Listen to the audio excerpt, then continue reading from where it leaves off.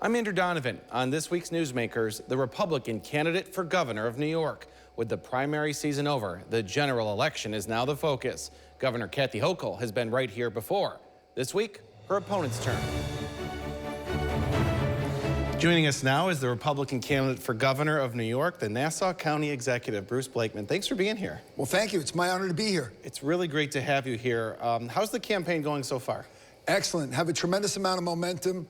The polling is excellent. We are doing great. Our fundraising's picked up. We now have matching funds, even though Kathy Hochul tried to cheat me out of it. And we have an independent line. We wanted to have an independent line to let people have a place to vote that wouldn't vote Republican or conservative. So now we have the vote affordable party line, so people can vote on that line. So we're doing great. Every place I go, people are miserable under Kathy Hochul. They give me a lot of encouragement. And just coming over to the TV studio here today, people were yelling out the window of their cars, "We need you, we need you." So we have a tremendous amount of momentum, and I fully expect to be the governor on January 1st. You're back in Syracuse, not your first time. When you look at what Central New York needs to achieve in the years ahead, as governor, what priorities would you have for this region? Well, first of all, we have to cut taxes. We have to cut utility rates. Our utility rates in New York State are 70% higher than the national average, and we need safe communities. And when I look at Syracuse, I see a community that really has good bones, good people, but it's been neglected by Albany for far too long. I will invest in Syracuse. We will make this a vibrant town. We will create economic development and prosperity, better jobs. We will clean up the downtown area. We will make it safe. You'll be able to walk around at 12 o'clock, midnight in Syracuse. Those are the things I want to do. We've got these great cities upstate that have been neglected for years by Albany. Kathy Hochul couldn't give a damn about Syracuse. She's given billions of dollars to New York City, nothing for Syracuse. I will be a governor that reinvigorates this great city and the suburbs and the surrounding areas of Onondaga County. Now, I have to mention your running mate. He is a local man, a former Syracuse police officer, the Madison County Sheriff, Todd Hood. What are you learning from him about the people of Central New York? Well, first of all, he's the salt of the earth. He was a city of Syracuse police officer, highly decorated, a hero. And he retired, and he had more to give back to the community. So he went on to be elected the sheriff of Madison County, and I couldn't have a better running mate. I mean, him and his wife, Kelly, they're just great people. They got a great family, and he teaches me a lot about Central New York because, you know, I'm going to be the type of governor that actually listens to people. Kathy Hochul dictates. She dictates from Albany. She doesn't listen to people. She has no intellectual curiosity about what's going on in Syracuse and Onondaga County and Central New York. I want to know what's going on because with that knowledge, I can improve things. If I think I know it all, coming from Long Island, it'd be a big mistake. We know that public safety is an important topic for voters. You and Sheriff Hood and other Republicans have really embraced the concept of public safety. What would a first day change be for you in that area? Well, day one, when I become governor, I will sign an executive order that we are no longer a sanctuary state. First of all, I have removed 2,000 illegal migrants with criminal records from my county without raiding a school, without raiding a church, without raiding a hospital. By working together with ICE, we've made our community and the state a safer place. So I'll continue to do that. I invest in our police. I've hired close to 1,000 new police officers and corrections officers. Kathy Hochul is the most pro-criminal governor in the whole United States of America. Every policy that she promulgates is to make it easier for criminals to engage in criminality. That will stop. By not being a sanctuary state, we'll also save billions of dollars that we're now spending on illegal migrants. They're not New Yorkers. They're not Americans. They come to New York like a magnet to steal because they get free food, free housing, free transportation, and a free cell phone. And New Yorkers get nothing. That ends when I become governor. I'm putting New Yorkers first. There's a lot to break through there. I know that a former mayor had declared Syracuse a sanctuary city. The most recent mayor didn't use that term because he said there's no real legal terminology behind it. It just means that the local police would worry about local crime and wouldn't help nor impede federal officers.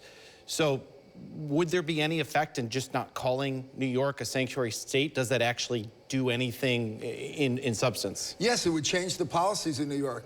I'm not going to spend billions of dollars of your tax dollars on people who've been here for 15 minutes. That money could be used to cut taxes, cut utility rates, improve our infrastructure, have better schools, better hospitals. Why are we investing on people who are not New Yorkers, they're not Americans? They don't deserve it. They haven't earned a thing. So I will save billions of dollars by doing that, number one. Number two, illegal migrants with criminal records that have come into our state, they commit local crimes. There's no such thing as a federal crime or a state crime. It's local crimes. When someone's robbed, when someone's car is carjacked, when there's drug dealing in communities by illegal migrants, that's local. And by working with federal law enforcement and working together, you can control what the ICE agents are doing. And they're not raiding, as I said, schools and churches in my community. We're going after criminals. And that's what I would suggest every community in New York State do. And when I become governor, that's what we will do. There has been instances across the United States, though, where President Trump, who you've aligned with on immigration, has gone into vulnerable places to take undocumented immigrants out of those areas. There was a food factory, confection bar nutritioners in Cayuga County. There's no proof that those were criminals, and it was rated as if the people were homicide suspects. Well, here's the thing. You need to have an agreement with ICE whereby your local law enforcement gets to control what they do because they're working together in partnership. That's number one. Number two, we do need a comprehensive immigration program. I'm for a guest worker program. If you've been here for 7 to 10 years, 9 years, 11 years, and you're law-abiding, and you're gainfully employed, you may have kids in school, it's not compassionate to remove them out of the community if they're contributing to the community, if they're earning what they get. I'm all for that. And by the way, there are businesses that need those workers. Restaurants, hotels, golf courses, landscapers, hospitals. So I think we have to have an intelligent approach to immigration. I'm not against immigration. Let's just do it the right way. Let's know who is in our country and who's in our state, and let's get the criminals out. The governor's new law about not cooperating local agencies with ICE, she has vocally said she's not against work together if a criminal is going to be removed. So isn't it disingenuous to connect her with that notion that these immigrants are criminals, or that she doesn't want criminals to be stopped? No, she's the one that's lying about that. You don't think that's a true statement? No, absolutely not. She's the most pro-criminal governor in America. Think about cashless bail. Think about raise the age, the HALT Act. Neither of which happened as her time as governor. Those are her predecessors. Well, she could have changed it. She was the lieutenant governor. Why didn't she change it when she was lieutenant governor? Why didn't she change it when she became governor? Kathy Hochul talks out of both sides of her mouth, and people see that. They know that she's disingenuous. So the fact of the matter is, they're now comparing my record to her record. I have the safest county in America, not New York, in America. I haven't raised taxes in 4 years. I've gotten 7 bond upgrades. I've had 4 budget surpluses. People are happy in my county. We have the lowest poverty rate of the whole state. And our demographics are a mirror image of the state. So it's not like we have different demographics. I can do for New York State what I did in Nassau County, where people are happy. People in New York are miserable under Kathy Hochul. And now that she's aligned herself with Zohran Mamdani, they're incredibly unhappy. When Newsmakers continues, more of my conversation with the Republican candidate for governor, Bruce Blakeman. Newsmakers is back with my conversation with the Republican candidate for governor, Bruce Blakeman, challenging incumbent Kathy Hochul. Utility rates are another thing that you've invoked, another huge piece of your campaign. Cutting them in half, that's quite the promise. Is there a plan to make that happen? Well, why is it 70% higher than the national average? So our utility rates are higher by 70%, 70, than the national average. So yes, it would be very easy to cut our utility rates. How do we do it? Number one, she taxes your electric bill. She puts on excessive delivery fees. She's raised rate hikes 45 times since she's been governor. And on top of that, she is engaging in the green energy scam where she takes money out of your electric bill payment and invests it in science projects to people who give her millions of dollars in contributions. She's giving them billions of dollars in subsidies. You know, up in this region, does it make a lot of sense to take rich farmland, put a solar farm on it, destroy that farmland, And I went to one of those solar farms 3.5 months ago. It was under 3 feet of snow. I said to somebody in the community, I said, how long has it been under the snow? And they said, oh, about 4 or 5 months. That's a scam. And by the way, we need to open up the Marcellus Shale, one of the largest natural gas reserves in the world. And we're not extracting it. And it's disingenuous because Kathy Hochul won't let us extract it, but she's buying the same natural gas from the other side of the border in Pennsylvania. It's crazy.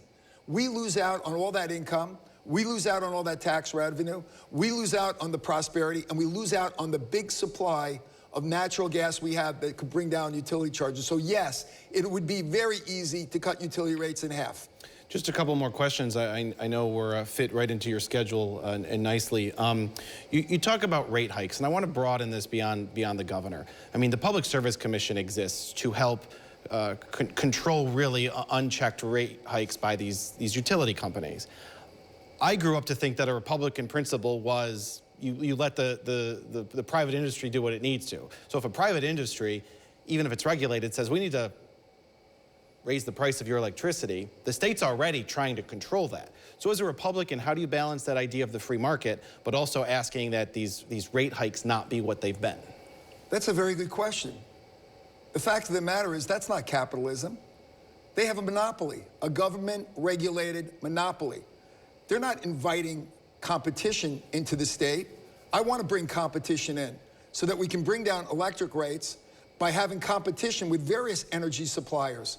So capitalism is a free market. We do not have a free market in the state of New York. How do you navigate the Trump White House if you were to become governor? Well, I get a tour guide just like everybody else. Listen, Donald Trump didn't raise the taxes in New York State to be the most overtaxed state in the United States. Donald Trump didn't raise your electric bill by 70%. Kathy Hochul did. Donald Trump didn't make your communities less safe. Kathy Hochul did. So she's going to try and talk about Trump. I'm going to talk about state issues. I'm going to talk about her track record versus mine. You know, on the back of a baseball card, it's got the statistics. I'm going to compare the back of my baseball card against hers. My card, where people are happy, I cut taxes, safest county in America, nicest place to live according to Niche magazine in all of New York State, versus her record, higher taxes, excessive electricity costs, and criminality. How do you differ from the president? If someone doesn't like his tactics, how are you different as a Republican on the, the same? Well, listen, Donald Trump's very unique, so I would say I'm very different from Donald Trump. Donald Trump is a friend of mine. He's a political ally of mine. But my job is to run the state of New York. And I'm going to run it the way I think it needs to be run. And that's not going to include anybody telling me what to do. I've been independent my whole life, my whole political career. Nobody tells me what to do except maybe my wife. So the fact of the matter is, I'm going to listen to people. The taxpayers are my boss. Nobody's my boss other than the taxpayers. Let's take politics out of it. This current governor is the first upstate governor in about 100 years. You'd be a downstate governor again. So without partisan politics, how do you sell yourself to upstate New York, the downstate guy wanting to be the governor? Kathy Hochul's not the upstate governor. I was in Buffalo yesterday. That city's been neglected just like Syracuse has been neglected. She's given billions of dollars to New York City. And nothing to Syracuse, nothing to Buffalo, nothing to Rochester, nothing to Utica, Rome, Binghamton, and the suburbs of those communities. Nothing to the rural areas that need health care. They need better health care. Nothing to produce a better quality of life for the people here in New York State. I'm going to be a governor of all the people. And by the way, I'm very familiar with this area. I've been up here hundreds of times. I did business up here. I know all these communities. I've stayed at Skinny Atlas at the Mirabeau Hotel on business. So I'm very familiar with the area. I've had friends whose kids went to Syracuse University. I've got business friends that live here in Syracuse and the surrounding area. I know this area very well, and I know what it needs, and it needs a new governor. Have any debates planned against Governor Hochul?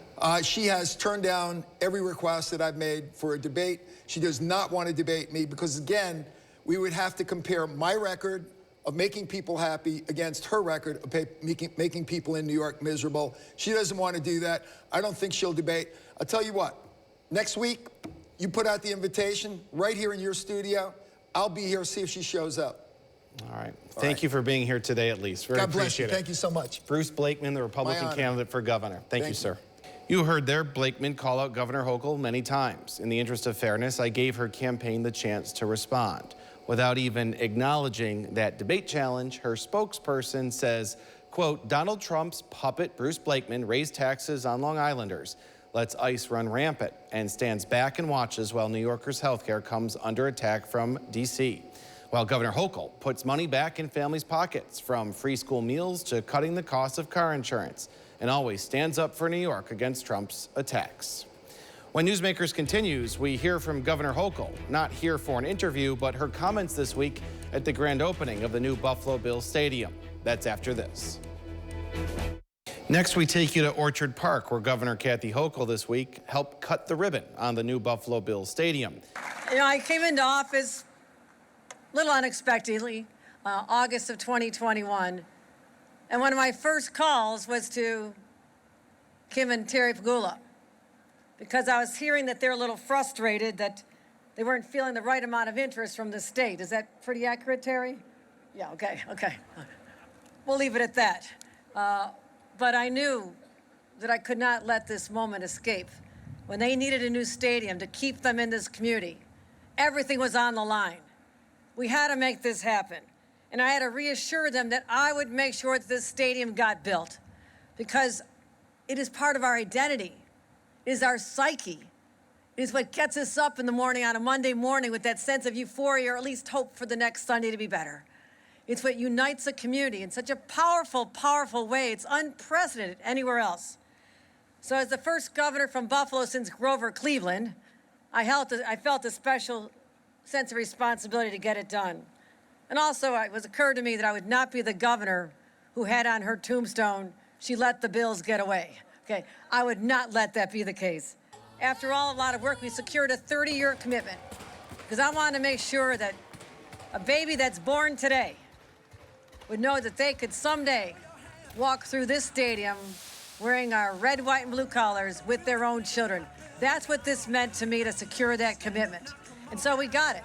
But I'm also, as the head of the state and its budget, I'm real excited about the $385 million economic impact we're counting on this. So when you come here, fans, spend your money, buy the souvenirs, stay in hotels, go to the restaurants, and then drink more after the game somewhere else. And I want to give a special shout out right now to the men and women labor. Is labor in the house? All right, let's give another round of applause to labor. I came and visited you. The days were long, sometimes they're bitterly cold, the rain was coming down, sometimes it was too hot in the summer, and you showed up every single day. So nearly 6,000 of you, I'm grateful to you for showing up with those hard hats on, with that sense of spirit, and knowing that you're creating a legacy that you can bring your own children to and say, I built this place. That is part of your story as well, and we embrace you and thank you for all you've done. And to all the contractors and everyone else who made this, I am really, really appreciative. You know, I go back to watching the Buffalo Bills as a little girl, just a few years after Ralph created this team, created the Magic back in 1960. I remember watching, yes, I remember these, I have a good memory, watch this on our little television, the AFC Championship game in 1964. And Jack Kemp, remember Jack Kemp? Okay, you're all too young, right? Look up your history, for God's sakes. Jack Kemp. You all know he went to Congress. Okay, I get it. But he was a quarterback who lived in Hamburg. We thought this was magical to have Jack Kemp in our hometown, and he was an extraordinary player and led his team. And he made when he won that championship in '64, not just so the Bills were champions, but the first time Buffalo felt like champions. It meant so much to us. And that was the foundation of the connectivity of this team and how we feel about ourselves. That has endured all the way now through 2026 and for the next 30 years and beyond. And of course, the best gift I could think of to give my grandfather, we all chipped in to get him season tickets the first year of the old stadium. Which way is the old stadium? Over there, over there. And that was something most people like to retire down in Florida, sit in the sun. Grandpa, who came from South Buffalo, Lackawanna, and Hamburg, he wanted to sit in the snow in Orchard Park. That was heaven to Grandpa and so many others. And so I really feel that connectivity. But it's not just here, my friends in Buffalo. I know it's our Buffalo team, it's our Western New York team, it's our upstate team. But I have to tell you, this magic is contagious. And I know that because when I go to McCreary's in Albany, it's packed with Bills fans. When I go to Murphy's in Queens, it is packed with Bills fans. When I go to Bravest in Manhattan, it is packed with Bills fans. And this is all over the world. People want to feel part of this story, this comeback story. The down and out kids who sometimes get knocked around, but we always come back with resiliency and strength. Just embrace that as our story and truly our identity. But also this, there's so much divisiveness in society today. Elections, all the ads that drive everybody nuts. And you just feel like we're getting pulled further and further apart. But when you walk into this stadium or you walk into a Bills bar, that all dissipates. We're all sensed a part of something bigger than ourselves. Undying love for a team that we all so believe in. So you'll have a beer with someone you might have never had a political conversation with or not agreed about anything. And you'll high-five each other in this stadium. Let those feelings endure beyond the moments in this stadium. Let that capture the new American spirit that this country desperately needs. We're still the sum of all of our parts. This is a great country as we celebrate our 200th anniversary of endurance and resilience and fighting back. That is the spirit of America. It is the spirit of Western New York, and it is the spirit of the Buffalo Bills. This is who we are, my friends, and let's continue the story and the magic for many more years to come. Thank you very much, and let's get this party started. We'll have a final word from Newsmakers after this. That does it for Newsmakers for this week. For all the hardworking people of News Channel 9, have a great weekend.